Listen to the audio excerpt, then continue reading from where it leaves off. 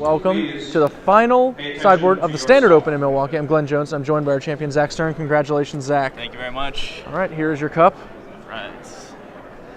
Yeah. And it's a victory for another new deck, so to speak. You know, Yeah. we've kind of had a rotating cast in the Standard Open so far, and this time it's Green-Red Monsters taking it down. It is. So what made you decide to play Ramp and a bunch of large green and red creatures?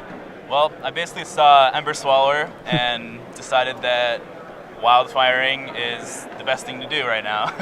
It's certainly a pretty good thing. Against aggressive decks, against control decks, they don't got lands, they can't do anything. So You played a That's pretty pretty diverse much, range of matchups in the top 8. You went Yeah. from green-white to Esper to mono-red. That's most of the format. That's actually, the decks we've seen performing over the previous 2 opens. Yeah. So obviously, the choice paid off in that regard. Have you looked at any of the coverage from the Pro Tour? Are you concerned about some of the decks that have popped up there? a little bit, yeah. I haven't played any against the Mono Blue Devotion deck. I haven't played any games against it, so I don't know how that matchup would be for me, because they seem like they might be a little more aggressive than that, and then once they plop down all those elemental tokens, then if I don't have Mizium Mortars, I'm probably effed. Yeah, it's pretty tough to beat that with when you're relying on stuff like Sylvan Caryatids to block, and your Polochronos kind of has to work a little bit of overtime on those masters.